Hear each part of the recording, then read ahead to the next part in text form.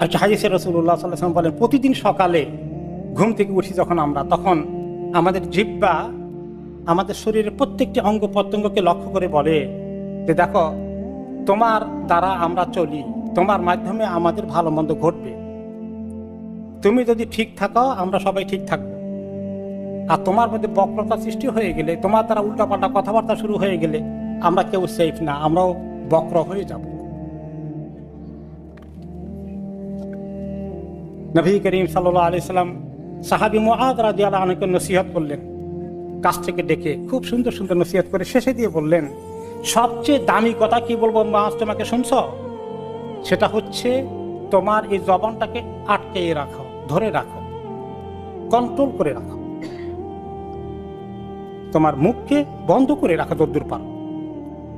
তো মুআয রাদিয়াল্লাহু আনহু বলেন, ইয়া রাসূলুল্লাহ, কত কথাই না বলি, আড্ডার আসরে বসে এখানে সেখানে বন্ধু বান্ধবের সঙ্গে কত কথা সারাদিন বলি, সবগুলো কি আমাদেরকে আল্লাহর কাছে জবাব দেওয়া লাগবে? তিনি বললেন, তুমি কি বলো মুআয? সবচেয়ে বেশি মানুষ জাহান্নামে নিক্ষিপ্ত হবে কোন অঙ্গের কারণে জানো? জিহ্বার কারণে। অনেক মানুষ চুরি করে যাবে, কেউ মদ খেয়ে যাবে, কেউ জেনা করে যাবে, কেউ আরো গুনাহ করে যাবে, কিন্তু বিশাল সংখ্যক সবচেয়ে বেশি মানুষ যারা চুরি করে না, মদ খায় না, নামাজ পড়ে, নেককার, এই সমস্ত লোকগুলোর বিরাট অংশ জাহান্নামে যাবে, আল্লাহ মাফ করুন, শুধু জিহ্বার কারণে। এই জন্য সাহাবায়ে কেরাম এই হাদিসগুলো এবং কোরআনের আয়াতগুলো শুনে এত সতর্ক হয়েছেন।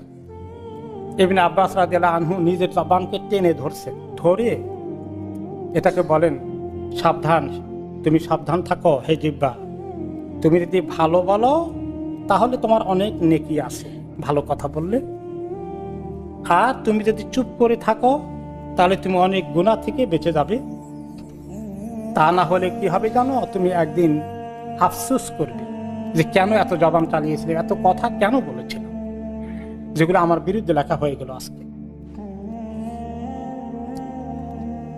আবু বকর রাদিয়াল্লাহু তাআলা আনহু, উনি একদিন নিজের জবানকে ধরে এমনভাবে টানাটানি করছেন, এই তুমি আমাকে এই উল্টাপাল্টার দিকে নিও না, তুমি সাবধান, জিহ্বাকে ধরে টানছেন একদম।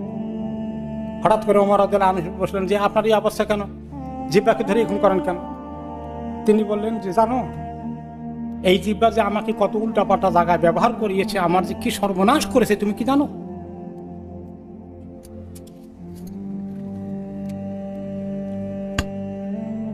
ছোট্ট এক্সাম্পল, আয়েশা রাদিয়াল্লাহু আনাস রাদিয়াল্লাহু আনহু বলেন যে নবী করিম সাল্লাল্লাহু আলাইহি ওয়াসাল্লাম আমাদের হাদিসে বললেন যে আমাকে যখন মেরাজে নেওয়া হলো, আমি দেখলাম কিছু লোকের হাতের আঙ্গুলের নখগুলো লোহার ধাতু দিয়ে তৈরি, লোহা পাকড়ি মাথা দিয়ে তৈরি, স্টিলের বা এরকম কিছু দিয়ে তৈরি, এবং তারা নিজের হাতে এরকম আঙ্গুল দিয়ে নখ দিয়ে নিজের চেহারাগুলোকে, নিজের চেহারাকে, নিজের বুককে তারা এইভাবে গোস্ত ছিঁড়ে ছিঁড়ে ফেলছে, নিজের হাতে নিজেকে পানিশমেন্ট দিচ্ছে। এই দৃশ্য ওনাকে দেখানো হলো। তো রাসূলুল্লাহ সাল্লাল্লাহু আলাইহি ওয়াসাল্লাম বলেন, আমি জিবরিলকে জিজ্ঞেস করলাম, এগুলো কি, এই লোকদের এই দুর্দশা কেন? নিজের হাতে নিজের লোহার আঙ্গুল দিয়ে নখ দিয়ে এরকম নিজের মুখ থেকে গোস্ত, বুক থেকে গোস্ত ছিঁড়ে ফেলতেছে কেন? এই শাস্তি কেন তাদের?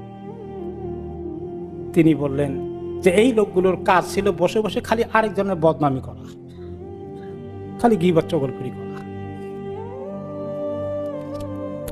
আয়েশা রাদিয়াল্লাহু আনহা বলেন, তিনি নিজে বলেন যে একদিন নবী করিম সাল্লাল্লাহু আলাইহি ওয়াসাল্লাম কোন প্রসঙ্গে সাফিয়া রাদিয়াল্লাহু আনহা, ওনার সতীন, নবী করিম সাল্লাল্লাহু আলাইহি ওয়াসাল্লাম বিবি, আমাদের আরেক মা, ওনার সম্পর্কে বললেন, ও সাফিয়ার কথা বলেন, ওই বাটি মহিলার কথা বলেন, বেটে মহিলা, উনি একটু শর্ট ছিলেন, বেটে ছিলেন, ওই বেটে মহিলার কথা বলেন। নবী করিম সাল্লাল্লাহু আলাইহি ওয়াসাল্লাম বললেন, আয়েশা, এই মহিলাকে বেটে মহিলা, খাটো মহিলা, এটা বলে তুমি তাকে যে এইরকম কথাটা বললে, তোমার এই কথাটা যদি একটি সাগরে ফেলে দেওয়া হয়, গোটা সাগরের পানি ময়লা হয়ে যাবে। তারপরে তিনি আরেকদিন বলেন যে আরেকদিন আরেক লোকের কথা বলেছিলাম নবী করিম সাল্লাল্লাহু আলাইহি ওয়াসাল্লামের কাছে, আরেক লোকের উল্টাপাল্টা কিছু এটা আমি বলছিলাম ওনার সঙ্গে। উনি বললেন, আয়েশা, আমাকে যদি দুনিয়ার বিশাল টাকা পয়সা, বিশাল সম্পদ দেওয়া হয়, যে খালি এই কথাটা শুনেন, আমি তা শুনবো না। তাহলে এরকম বলা, এরকম শোনা, দুইটা থেকেই এই উম্মতকে নিরাপদ থাকার জন্য তিনি বলেছেন।